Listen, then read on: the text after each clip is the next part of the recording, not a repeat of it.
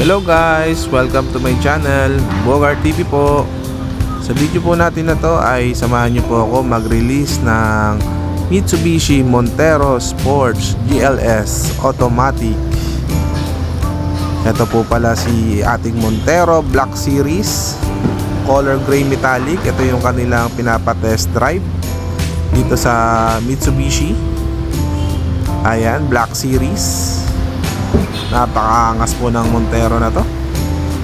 Color white po yung ilalabas natin. Eto na siya, ang color white na Montero. Color white siya pero ito yung tinatawag ng Black Series. Ayan, kung makikita nyo yung kanyang side mirror, color black. Etong kanyang bumper, ayan, color black. Yung grills nya, side mirror nya ay black. Door handle nya ay black. Pero plain white lang yung kukunin natin, yung white na diamond. Ito kasi ay ang Black Series na color white. Yan, fender flare nya black. Spoiler color black. Yung tailgate nya color black din. Dito pala tayo maglalabas sa Mitsubishi Motors Makati. At ito na po ang ating nilalabas na unit, Montero GLS Diamond White. Plain white lang siya, wala siyang decals. Automatic. Ayan, wala siyang decals, wala siyang fender flare. Nakakorog yung kanyang door handle, hindi kagaya dun sa kanina na white na Black Series, color black yung door handle niya. Wala siyang fender flare, plain na plain lang siya. Ayan, si Montero GLS Automatic Diamond White. Yung mags din niya, color silver lang. Napakalinis, plain white lang siya. Ayan, nilalabas na siya ni Kuya driver galing sa warehouse. Pinaparada niya na po ng maayos para mag picture para sa releasing. Napakaangas. Plain white, diamond white, Montero Sport GLS Automatic. And after ma-release po ng sasakyan ay diretso na po kami manawag para sa basics ng sasakyan. At ito nga, sinakay na agad ang aking anak. Ayan, sinakay na ng aking uniko iho, ang Montero GLS. Ayan, naka LED na siya. Meron siyang daily running light. Ayan, high beam. Sinusubukan ng anak ko. Pogi!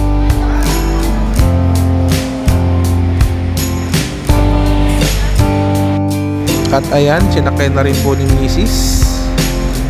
Ayan, picture.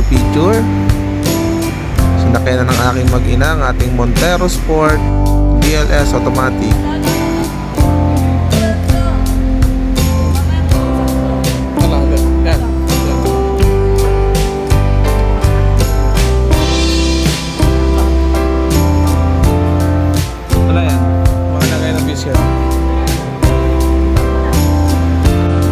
Finally, release na. Ito, palabas na po kami ng kasa.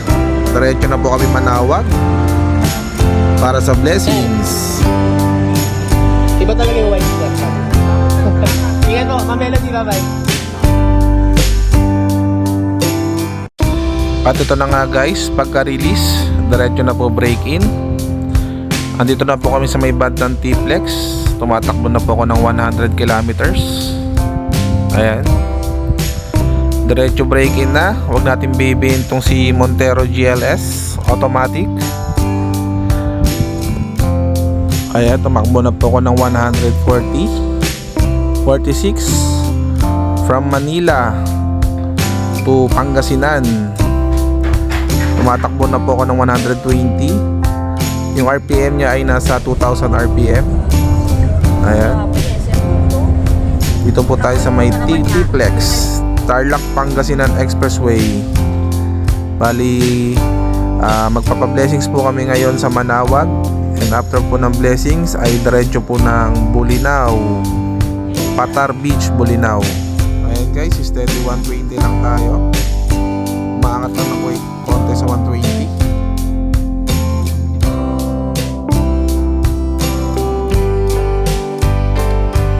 Mamaya susubukan natin yung paddle shifter niya, yung manual mode niya. Fast forward natin.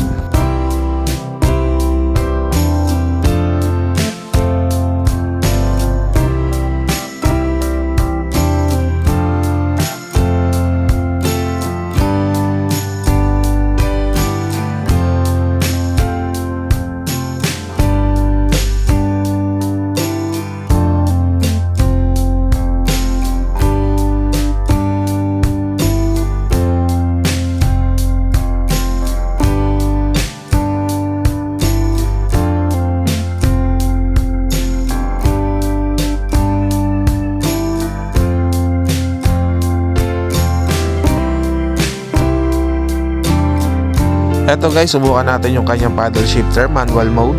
Nasa 7th gear tayo, tumatakbo tayo ng 120 kph. Pero mataas yung RPM niya sa 7th gear. Sa takbong 120 kph, nasa halos 2.5 RPM siya. Ayan. Gear 7, 2.5 RPM, 130 kph. Pero kanina nung naka-automatic drive tayo ay 120 km/h, nasa 2000 RPM lang siya. Gear 8, nasa 2.2 RPM. Tumatakbo na tayo ng 130, mag 140. Ito, back to 6 gear. 7 gear, 100 kph, 2000 RPM. Kanina kasi nung naka-drive mode tayo, yung naka-automatic siya, nasa 120 km/h yung takbo natin, nasa 2000 RPM lang siya.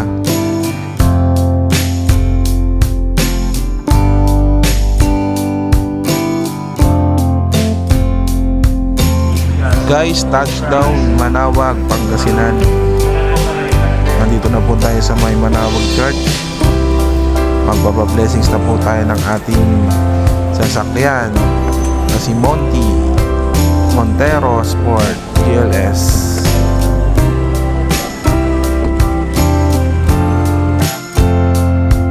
Naway gabayan tayo sa ating pagmamaneho, maiwasan yung aksidente. Gabayan tayo sa lahat ng biyahe natin. Ayan, si Mrs. at saka si Junakis, picture na. Touchdown Manawag. And then after, diretso tayo ng Bulinaw, Pangasinan sa Patar Beach. Gabayan tayo palagi ng Panginoon. May pasok sana itong sasakyan ng maayos sa TNVS. Gabayan tayo sa araw-araw na pagmamaneho, lalo na po pagkasama po yung pamilya natin. Maraming salamat po Lord sa lahat ng mga blessings. Ayan, touchdown na Patar Beach, Pangasinan. Nag-aayos na kami ng mga gamit namin. Ayan, White Beach, Patar, Pangasinan. Ayun, si Montero nagpapahinga na. Alas tumakbo kami ng 300 kilometers from Manila. Ayan, napakatahimik. Patar White Beach Resort. Road trip from Manila. Break in agad si Montero. Pa-blessings and then break in dito sa may Pangasinan. Ayan, napakaganda rito sa Patar. White Beach, ang ganda. White sand. Ayan, wala po masyadong tao. Napakaganda. Punta na kayo rito sa White Beach, Patar, Pangasinan. Bali mag-i-stay kami rito ngayon hanggang bukas, before lunch ay babalik na kami ng Manila. Magpapahinga lang kami ng 24 hours. Ayan, napakaganda. Palang Malaboracay ang Patar. Napakaganda ng sand. Napakaputi ng buhangin.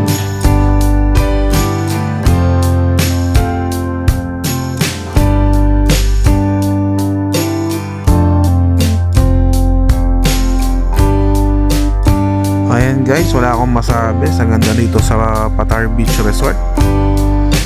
Magpapahinga lang kami ng konti and then maya-mayang hapon Mag-swimming kami. At ngayong oras na to ay napakainit. Tanghalin tapat. Napakaganda rito sa Patar Beach Resort.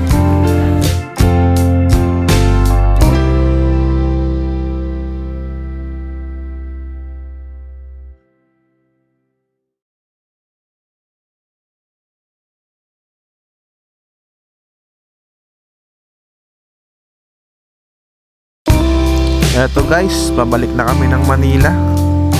Pakita ko lang sa inyo yung aerial shot dito sa inistayan namin dito sa Patar Beach. Pakita ko lang sa inyo yung view. Ayan, napakaganda.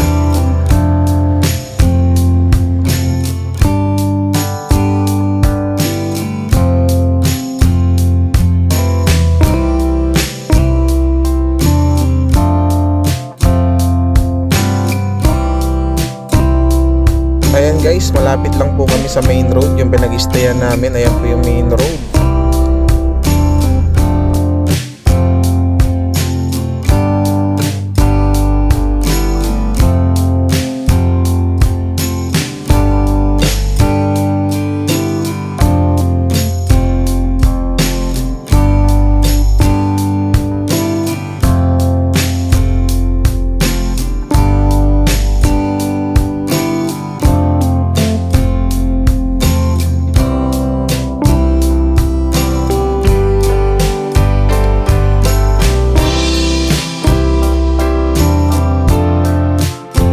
Eto guys, paalis na po kami ng Patar, Pangasinan.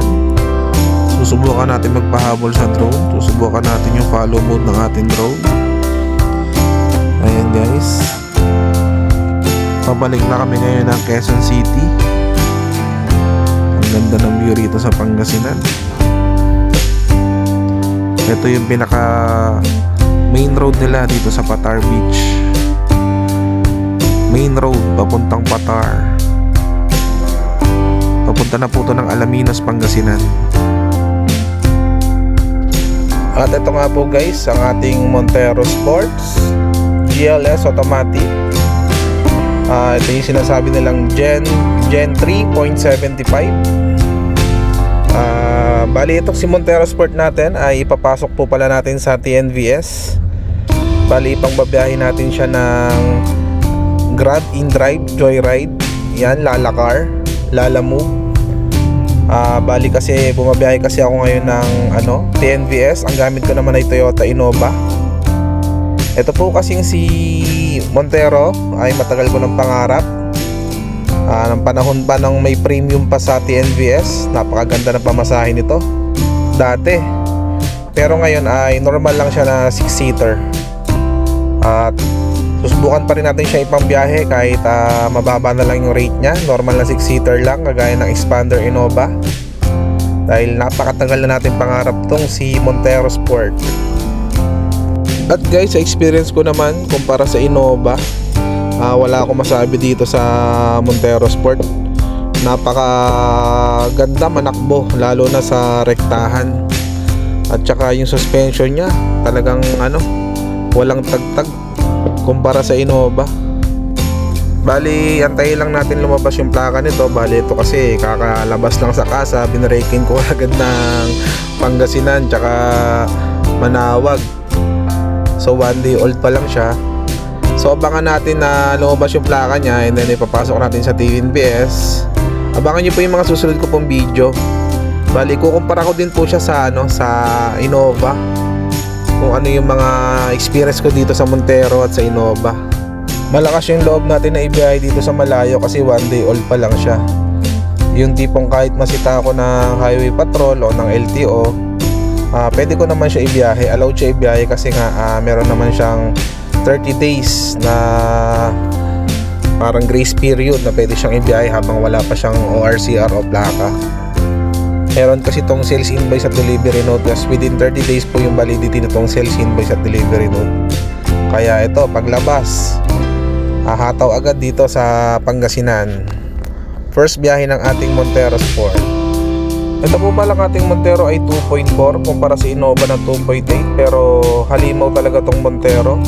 Wala po pala tong power mode kagaya sa Innova, pero yung lakas niya para ka nang naka power mode dito sa Montero Sport. At hanggang dito na lang po ang ating video. Maraming salamat po. Please subscribe Bogart TV para updated po kayo sa susunod nating video. Salamat po.